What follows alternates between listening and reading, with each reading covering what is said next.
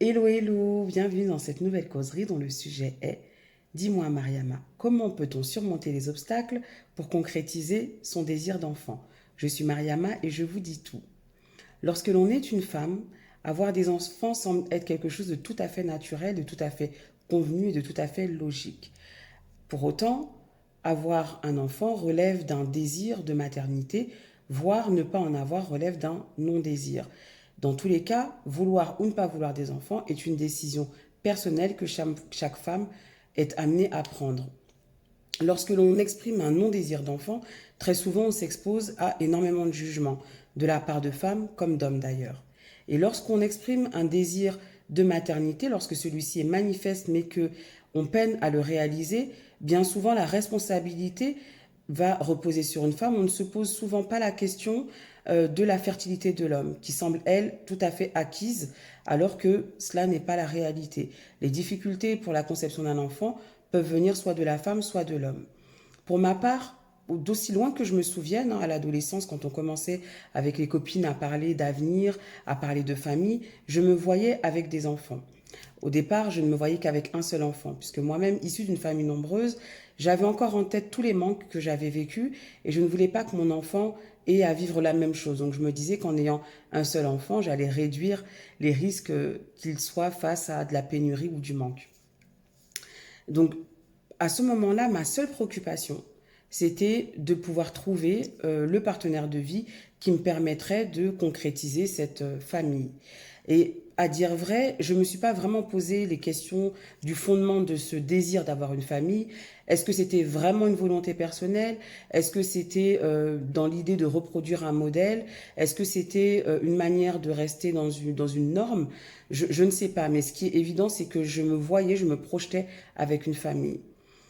Pour autant, cela n'a pas été si facile que ça. Déjà, arrivé à 18 ans, je n'avais toujours pas de règles. Ma mère, s'inquiétant beaucoup, m'a envoyé faire une consultation gynécologique, et d'ailleurs c'était ma première. À l'issue de la consultation, le médecin m'a prescrit un traitement qui devait me permettre de déclencher mes règles. Donc effectivement, 10 jours plus tard, j'ai eu des écoulements, sauf que je ne sais pas exactement jusqu'à aujourd'hui quand est-ce que j'ai eu mes vraies premières règles. Par la suite, les 12 années qui ont suivi, j'ai eu de temps en temps des écoulements qui pouvaient durer une seule journée, plusieurs jours, jusqu'à 10 jours. Parfois, je pouvais faire une année entière sans avoir de règles. Parfois, je pouvais en avoir, dans le meilleur des cas, 4 fois par an. Mais je savais qu'il y avait quelque chose de pas normal, de pas ordinaire, et que cela pourrait représenter à un moment donné une difficulté. Donc c'est pourquoi, même sans avoir de partenaire de vie, j'ai quand même fait plusieurs fois des examens médicaux pour voir si tout allait bien. Et en effet, tout allait bien. On n'a pas réussi à déceler le moindre problème chez moi. À 30 ans, en fait, j'ai perdu beaucoup de poids. J'avais fait une sleeve gastrectomie pour pouvoir perdre du poids. J'avais vraiment atteint un seuil fatidique au niveau de la prise de poids. Et en fait, c'est lorsque j'ai perdu mes 40 kilos que mes règles sont revenues. Donc c'est à 30 ans que j'ai connu ce qu'était un cycle régulier, tous les mois, plusieurs jours voilà, d'écoulement sanguin, puis plus rien, etc. Donc je commençais enfin à suivre un petit peu ces variations d'hormones et autres. C'était la première fois que je connaissais ça, donc à 30 ans. Euh, J'avais déjà été en couple précédemment.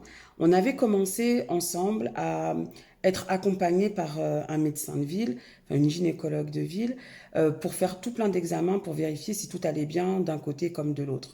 Donc, dans ces examens, aucune difficulté n'avait été relevée et pour autant, je ne suis pas tombée enceinte.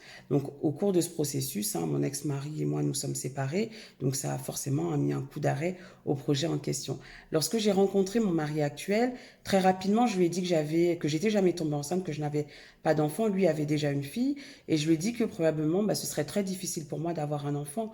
En réalité, je lui disais ça parce que ça, c'est une réalité que j'avais moi-même intégrée depuis longtemps, que je serais une super tata, mais que je ne serais pas une maman, que c'était pas inscrit dans mon parcours de vie, dans ma destinée.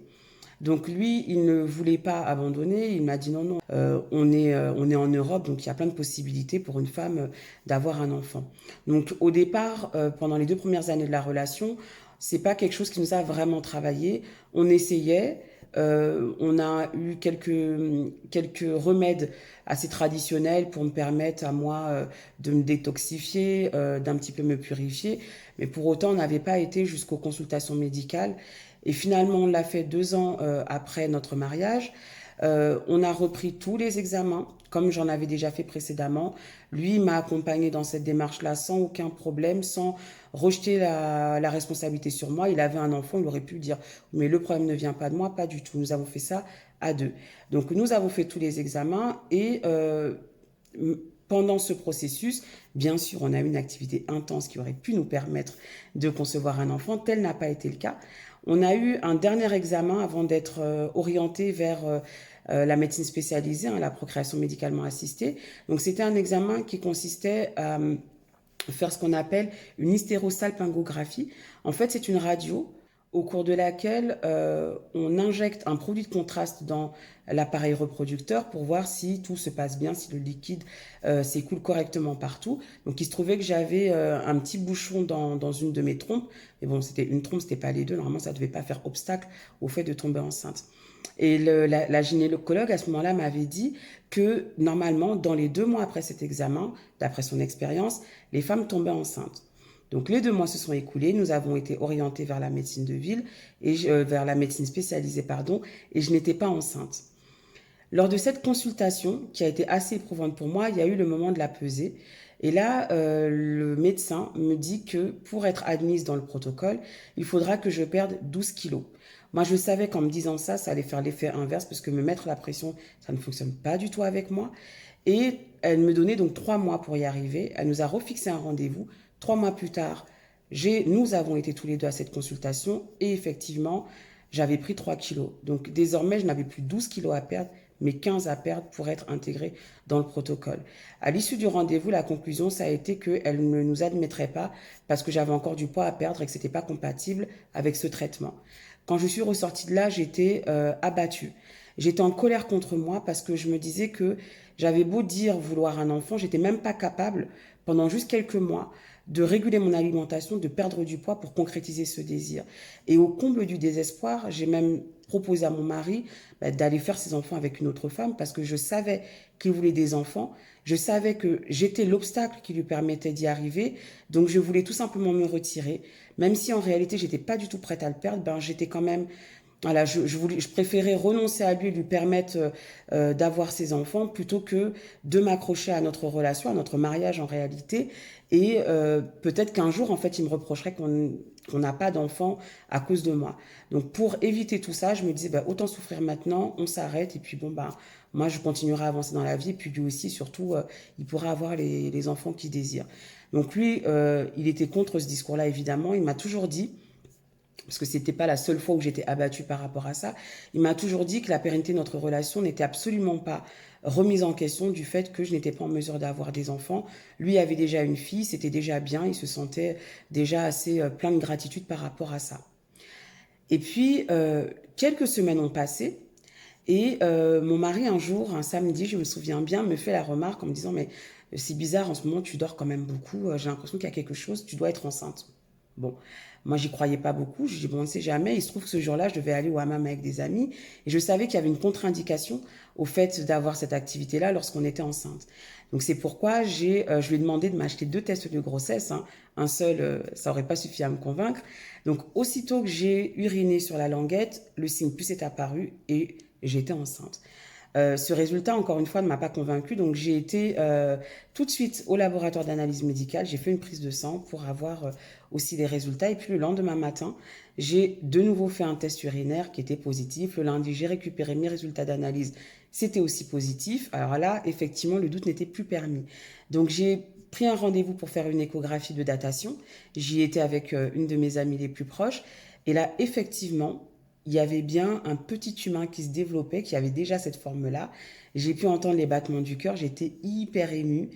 Mais en même temps, je réalisais pas. Pour moi, c'était comme si une autre personne vivait ma vie, vivait ces scènes-là, parce que j'étais convaincue vraiment, mon fort intérieur, que c'est une situation que je ne vivrais pas, que c'était des émotions que je ne connaîtrais pas.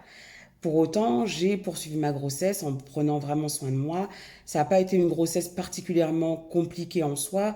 Il y a juste eu un moment où j'ai dû limiter le travail et les mouvements parce que voilà, il y avait un risque d'accouchement prématuré. Mais enfin, voilà, le bébé s'est bien développé. J'ai accouché, alors bon, l'accouchement c'est encore autre chose. Il y a eu des choses qui se sont passées liées à l'obésité, voilà, une prise en charge qui, de mon point de vue, n'était pas forcément la meilleure. Donc mon premier enfant est venu au monde par césarienne, donc je ne l'ai pas vu tout de suite. C'est mon mari hein, qui a eu la chance de le voir immédiatement. Mais moi, lorsque je l'ai vu, en fait, ben, je ne l'ai pas reconnu, cet enfant. J'ai eu du mal à me dire que c'était mon enfant. Et j'ai pas eu cette vague d'amour qu'on nous décrit comme étant quelque chose d'évident, d'extraordinaire. J'ai senti que j'étais responsable. Je me suis occupée de lui. Il est devenu ma priorité. Et c'est seulement quelques jours après que j'ai ressenti ce truc-là de me dire que je l'aimais intensément. Voilà, un jour, je l'ai regardé et j'ai su. Donc finalement, voilà, j'ai continué à avancer. Au départ, mon projet d'avoir un seul enfant, finalement, on s'est dit que avoir deux enfants assez rapprochés, ce serait quand même le mieux pour que, les deux enfants grandissent ensemble. Et puis bon, bah à ce moment-là, lui comme moi, nous avions un travail stable, nous étions plutôt bien installés dans un couple qui était plutôt solide, je dirais, malgré quelques difficultés. Et donc un deuxième enfant paraissait tout à fait envisageable. Et donc, nous avons eu ce deuxième enfant très naturellement. Bon, il a fallu une activité intense, évidemment, mais très naturellement, sans aide extérieure aucune.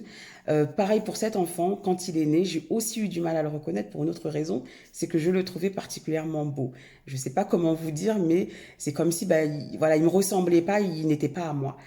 Et en fait, ce qu'il y a de plus compliqué, donc cette deuxième enfant, je l'ai aussi aimé. Enfin voilà, je suis tombée en amour pour lui, tout comme le premier. À un moment donné, c'est devenu évident. Mais en fait, de la même manière, enfin, en parallèle, à la fois, je m'occupais d'eux. J'avais tout à fait conscience de ma responsabilité à leur égard. Je préparais leur avenir. Je les aimais, donc je leur montrais mon affection. Mais il y a quelque chose qui ne s'était pas encore complètement fait, c'est-à-dire que je n'avais pas intégré vraiment toute cette dimension du rôle de mère, je le ressentais pas vraiment dans mes tripes. Et puis, à l'occasion d'un échange avec une de mes amies, elle m'a parlé de la matrescence. Et quand j'ai été faire quelques recherches, je me suis totalement reconnue dans ce processus, dans la façon dont ce processus était décrit. C'est-à-dire que de la même manière que l'adolescence correspond à un processus, un passage de l'enfance à l'âge adulte, la matrescence, elle, décrit ce passage avec tous les chamboulements psychologiques, physiques, hormonaux et autres qui permettent à une femme de devenir une mère.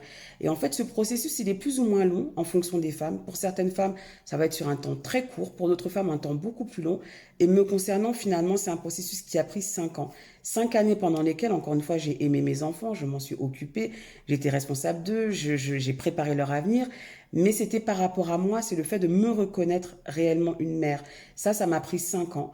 Aujourd'hui, je suis une maman tout à fait épanouie. J'ai tout à fait conscience de tout ce que ça représente pour moi, tout ce que ça m'apporte aussi, parce que être une mère aujourd'hui, c'est aussi quelque chose qui donne du sens à ma vie. Et je suis tout à fait à l'aise avec cette partie-là de mon identité, de mon être, tout simplement. Donc finalement, concevoir un enfant, le porter jusqu'à son terme, accoucher de manière sereine, le reconnaître, l'aimer, se reconnaître soi-même en tant que mère, ce sont autant d'étapes de ce processus de matrescence qui peut présenter des difficultés à chacune finalement de ces étapes. Certaines femmes n'ont aucune difficulté pour concevoir un enfant, mais c'est difficile pour elles de mener la grossesse jusqu'à son terme. Certaines femmes vont mener la grossesse jusqu'à son terme et l'accouchement va être particulièrement difficile, voire même risqué pour leur vie, etc., etc. Donc à chacune de ces étapes-là, il peut y avoir des difficultés. Et pour les surmonter, ce qui est essentiel, c'est d'avoir du soutien, de réussir à dépasser toutes ces émotions qui peuvent être la culpabilité, qui peuvent être la honte, la colère aussi parfois de ne pas réussir à concrétiser son désir d'enfant. Ça peut aussi être tout le tabou qu'il y a autour de ça, puisque comme je le disais plus tôt, pour beaucoup, être une mère est tout à fait naturel et tout à fait logique lorsqu'on est une femme. Ça, enfin, penser de cette manière-là, ça nie toute cette difficulté qui est le fait de devenir une mère, tout ce qui accompagne le fait d'être fécondé, ensuite de porter l'enfant, de le mettre au monde et tout ce qui s'ensuit. Et de la même façon, hein, exprimer un non-désir peut susciter chez les autres de la colère, de l'incompréhension, énormément de jugement. Et là aussi, il y a beaucoup de tabous. Donc pour surmonter tous les obstacles qu'il y a pour concrétiser son désir de devenir parent, ça nécessite d'avoir beaucoup de détermination, d'avoir énormément de soutien aussi. Aussi de pouvoir admettre que c'est difficile, avoir des moments dans lesquels on peut être très abattu, être désespéré, vouloir abandonner également. À la fin, je me dis que moi, mon parcours n'a pas été si compliqué que ça, même si j'ai ressenti parfois des émotions assez négatives par rapport à ça. Je suis très heureuse aujourd'hui d'être une mère. Je souhaite à toutes celles qui sont dans ce parcours-là, qui souhaitent concrétiser ce désir, qu'elles puissent le faire, qu'elles puissent être soutenues, qu'elles puissent être aidées également par le corps médical et par leur famille.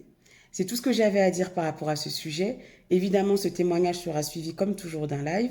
Vous pouvez retrouver tous mes articles sur mon blog dis-moi-mariama.wordpress.com et donc je vous retrouve très bientôt pour un nouveau thème et comme toujours, j'ai hâte.